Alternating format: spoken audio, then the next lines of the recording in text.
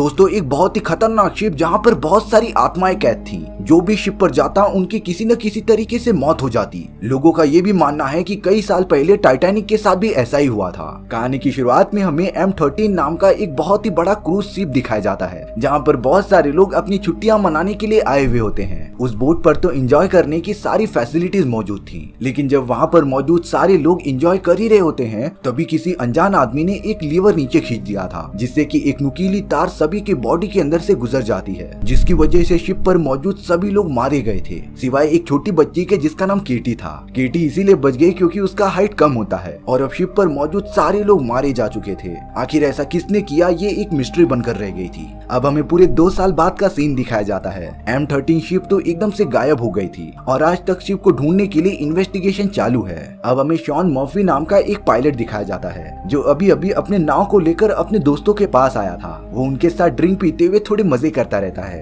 तभी शॉन और उसके दोस्तों के पास जैक नाम का एक आदमी आ जाता है। जैक तो उन सभी को एक प्लान के बारे में बता रहा था। दरअसल जैक कहता है कि M13 शिप जो सालों पहले गायब हो चुकी थी उसके अंदर बहुत सारे खजाने मौजूद है और कड़ी रिसर्च करने के बाद जैक को उस शिप का लोकेशन भी मिल गया था। तो इसीलिए जैक शॉन के सभी दोस्तों से मदद मांगता रहता है कि वो इस मिशन में उसका साथ दे और अगर जो भी खजाना मिलेगा वो आपस में बांट लेंगे। जैक का ये ऑफर शॉन और उसके दोस्तों को बहुत ज्यादा अच्छा लगता है, इसीलिए अब उनकी पूरी टीम जैक के साथ एक शिप में बैठकर निकल पड़ती है M13 को ढूंढने के लिए। वो सब तो साथ में बहुत ही ज्यादा मजे कर रहे थे। अब उस जगह पर पहुंचने के बाद उन्हें पानी के अंदर कोई भी नाव नहीं दिखती, लेकिन जैसे ही वो थोड़ी दूर पर जाते हैं उन्हें पानी के ऊपर वही M13 वाली शिप दिखाई दे रही होती है। लेकिन ताज्जुब की बात ये थी कि ये शिप आज से पहले किसी को भी नहीं मिली थी। अब ग्रीन नाम का एक आदमी जैक के साथ अपनी शिप में रुकता है और वहीं शॉन अपने बाकी साथियों के साथ M13 शिप में चले गया था। शॉन अंदर जाकर देखता है कि अलग अलग जगहों से कुछ आवाजें आ रही हैं। जब वो एक घड़ी के पास पहुंचते हैं जो अभी तक पूरी की पूरी चल रही थी वो तुरंत अपने आप ही बंद हो जाती है। ये सारी चीजें अब धीरे धीरे डरावनी होती जा रही थी।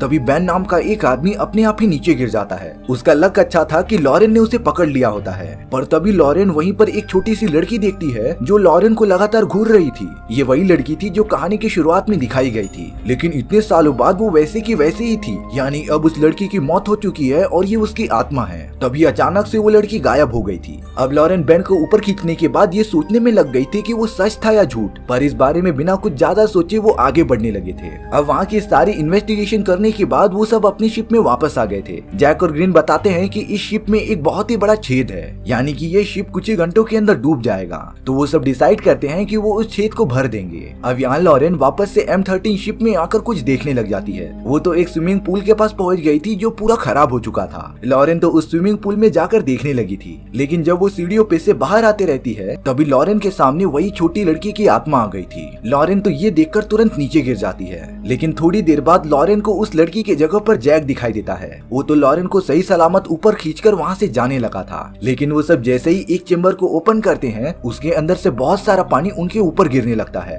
लॉरेन और जैक कैसे भी करके उनसे बचे थे और अब वो ढूंढते ढूंढते एक ऐसे कमरे में आ जाते हैं जहाँ पर बहुत सारे लकड़ी के बॉक्सेस रखे हुए थे। और जब बाकी सभी लोग वहाँ पर आते हैं तो वो ये देखकर एकदम शॉक हो गए थे कि उस लकड़ी के बॉक्स में है क्या। दरअसल उसके अंदर सोने की ईंटें होती हैं। ये सारी चीजें देखकर वो सब बहुत ही ज्यादा खुश हो गए थे और अब उन्हें वो चीज मिल गई थी जिसके लिए वो यहाँ पर आए थे। अब लॉरेन और उसकी पूरी टीम सारा सोना अपने छोटे से शिप में ट्रांसफर कर रहे थे, पर तभी वहाँ के गैसोलीन का बटन अपने आप ही खुल रहा था, जिसकी वजह से देखते ही देखते शिप के चारों ओर गैस फैल गई थी। यहाँ लॉरेन जो M13 शिप के ऊपर होती है उसके सामने फिर से वही लड़की की आत्मा भागते हुए आ रही थी, पर तभी उस आत्मा को पता नहीं किसी ने पकड़कर फेंक दिया था। और अब लॉरेन का एक साथी जैसे ही शिप के इंजन को ऑन करता है गैस की वजह से उनका छोटा सा शिप पूरी तरीके से डिस्ट्रॉय हो चुका था। उनका एक साथी इसमें मारा भी जाता है। हालांकि लॉरेन और बाकी सब बच गए थे, लेकिन अब लॉरेन को कैसे भी जानना था कि वो लड़की है कौन। इसीलिए लॉरेन उस शिप के पूरे रजिस्टर को देखने लगती है, जिसमें कि लॉरेन को पता चला कि उस लड़की का नाम केटी है। और अब तो वो थोड़ी इन्फॉर्मेशन लेने के लिए केटी के कमरे में भी चली गई थी।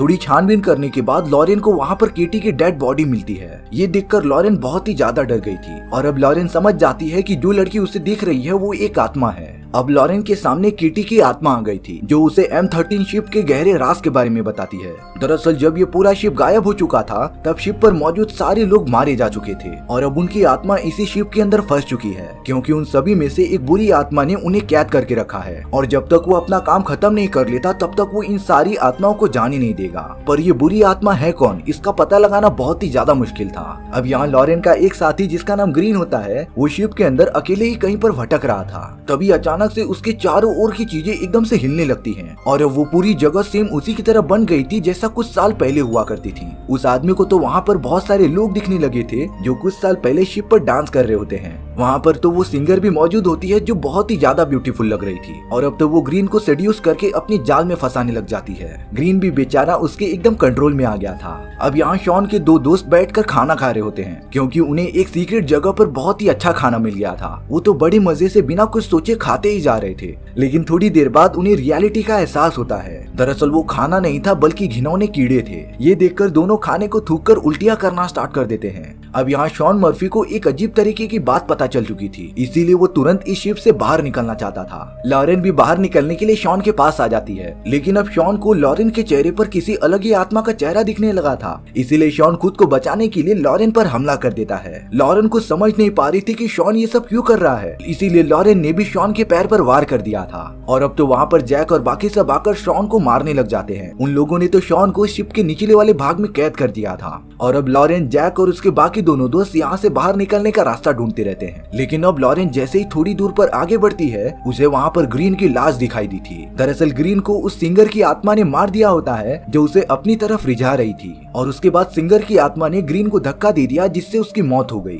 अब केटी की आत्मा लॉरेन को सारी कहानी की जड़ बताती रहती है। दरअसल जब ये शिप डूबने वाला था तब कुछ लोग यहाँ पर आकर सोने को चुराने लगे थे, लेकिन अब एक आत्मा ने सिंगर से लेकर सभी को मार दिया होता है। केटी जब लॉरेन को उस बुरी आत्मा का चेहरा दिखाती है तब लॉरेन ये देखकर एकदम शॉक हो गई थी और वो बुरी आत्मा और कोई नहीं बल्कि जैक होता है। इन सारी चीजों से लॉरेन समझ जाती है कि शॉन गलत नहीं है, इसीलिए वो शॉन को बचाने के लिए तुरंत वहाँ पर चली गई थी। लॉरेन अपने दोस्त को कंट्रोल सिस्टम में रुकने के लिए कहती है ताकि वो जैक पर नजर रख सके और अब लॉरेन शॉन को ढूंढने के लिए नीचे चली गई